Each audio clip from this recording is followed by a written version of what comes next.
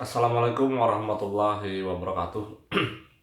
Aku kali ini mau bercerita ya, bercerita tentang kehidupanku di masa SD. Jadi pada waktu SD sekitar umur 7 tahun sampai umur 9 tahun.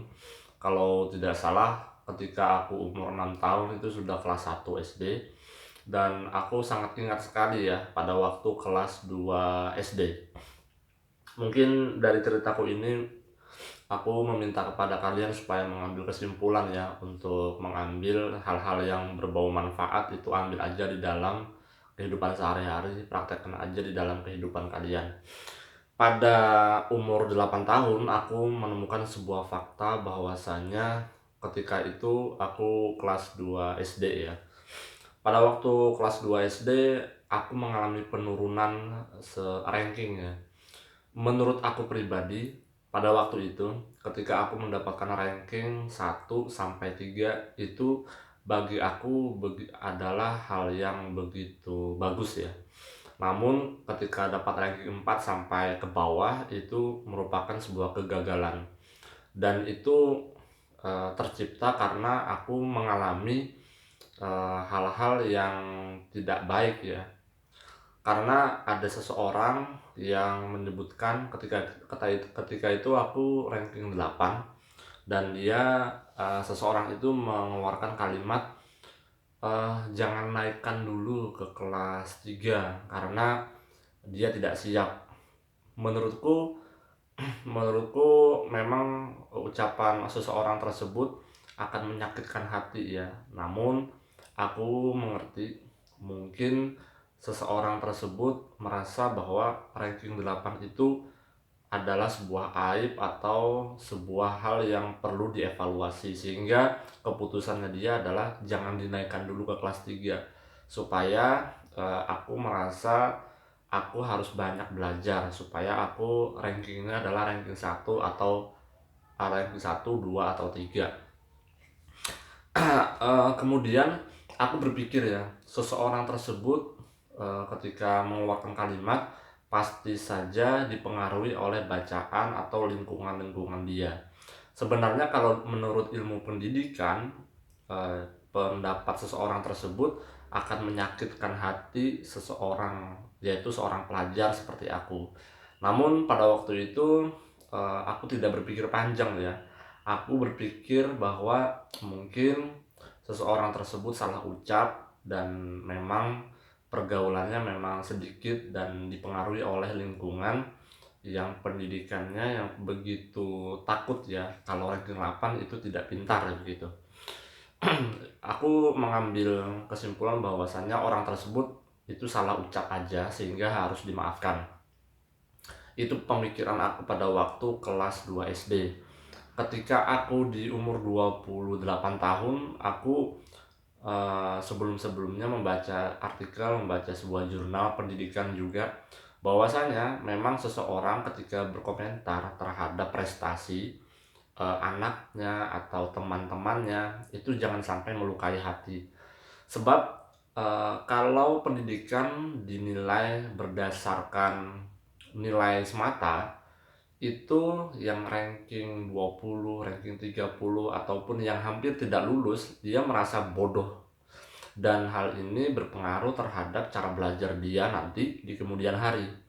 Dan ini pasti dia tidak akan naik-naik prestasinya.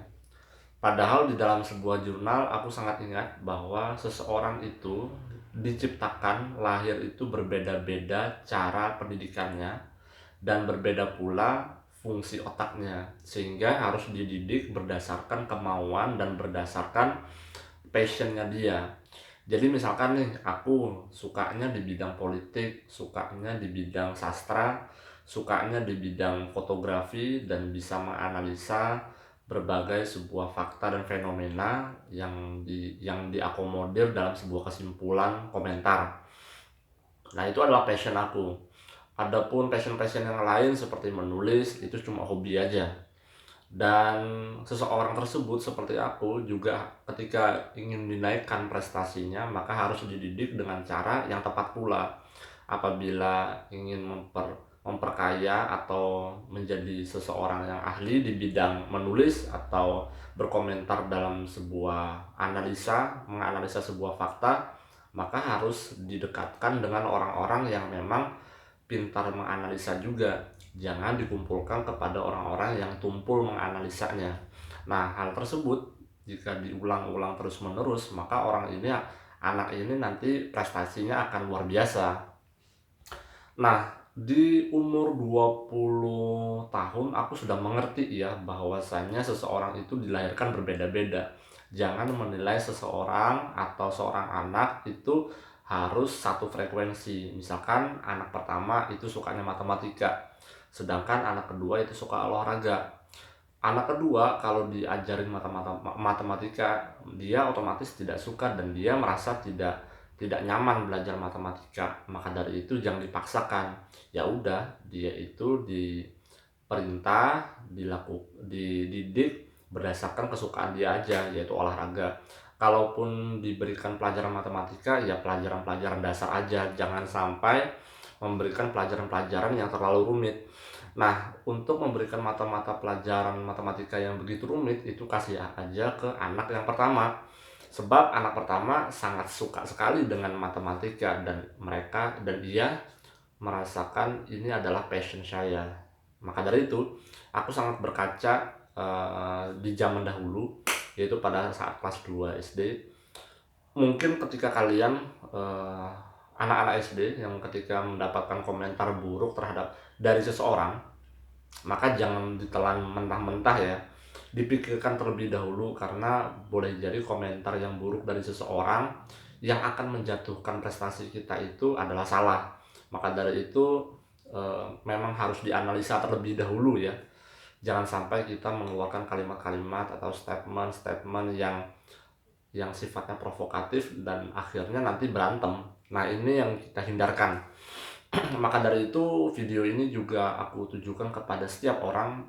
Mari kita berkomentar yang baik, mengolah video juga komentar-komentarnya itu analisa-analisanya juga harus bagus ya. Sebab kita memerlukan saat ini orang-orang yang membangun, orang-orang yang mengkritik, namun ada sisi-sisi solusi yang disampaikan sehingga orang mengerti bahwasanya oh ini letak aku salah, maka aku harus memperbaikinya.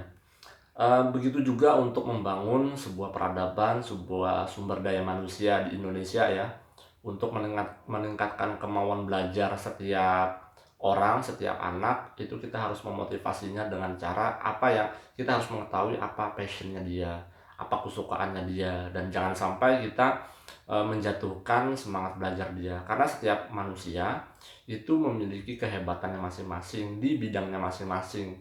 Maka jangan sampai menilai seseorang itu tidak pada tempatnya. Karena aku juga punya kerabat dan aku tahu dia itu memang hebatnya memang di bidang olahraga, dan aku harus memberikan informasi bahwa kamu memang hebat di olahraga. Kamu jangan mengucapkan kamu tidak hebat di bidang ini. Jangan, nanti jatuh-jatuhnya adalah dia akan jatuh semangatnya, dia tidak berprestasi lagi, dia akan down untuk tidak belajar apa yang dia sukai. Mungkin video ini sudah aku akhiri saja karena sudah mau 9 menit ya. Terima kasih, jangan lupa subscribe, like, dan share ke teman-teman kalian jika video ini bermanfaat. Wassalamualaikum warahmatullahi wabarakatuh.